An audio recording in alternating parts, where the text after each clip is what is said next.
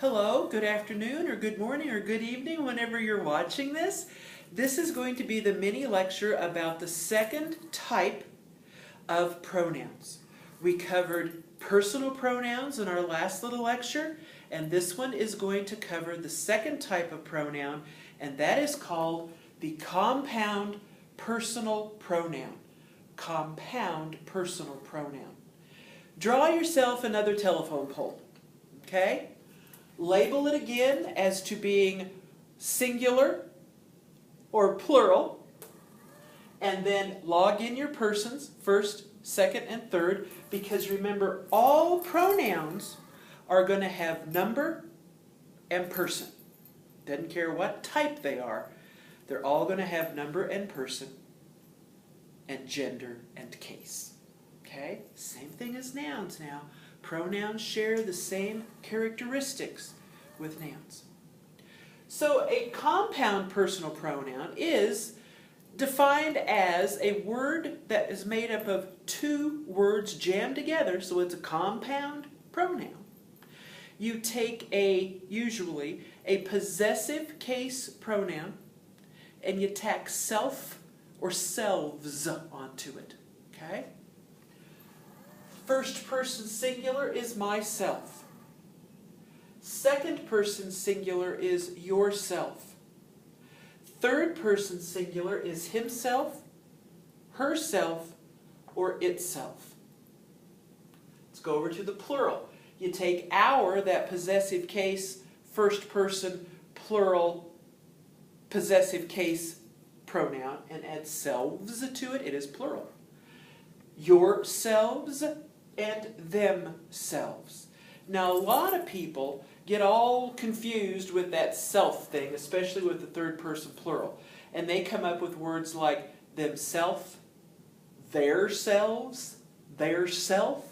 And that's about as illiterate as you could possibly get. So make sure you know your compound personal pronouns.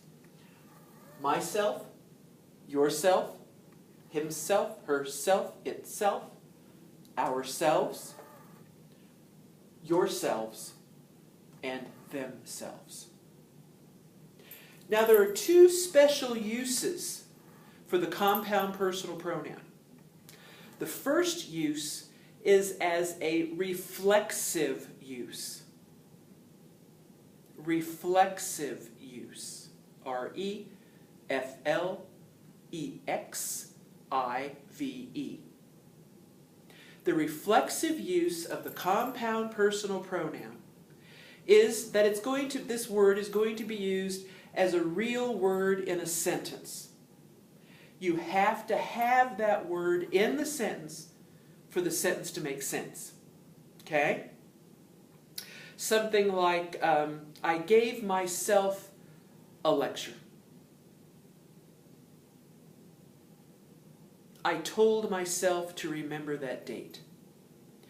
The myself, the reflexive use of the compound personal, is going to be used in the objective case only. It's not going to be any other case except objective case. That's the reflexive use. The second use of the compound personal pronoun is the intensive use of the compound personal pronoun. The intensive, I-N-T-E-N-S-I-V-E, the intensive use means that there's emotion involved, that word can be deleted from the sentence and the sentence will still make sense. It just adds emphasis and intensity and emotion. Like the sentence, my father himself went to see that librarian. My father himself went to see that librarian. There's a little anger in there, okay? There's a little intensity in there, a little emotion in there. Write that sentence down. My father himself went to see the librarian. You can delete himself, and the sentence will still make sense, right? It loses its emotion. My father went to see the librarian. My father went to see the librarian. That is not as emotional, intense, angry as my father himself went to see that librarian. Okay? So the intensive use is going to be used as an appositive.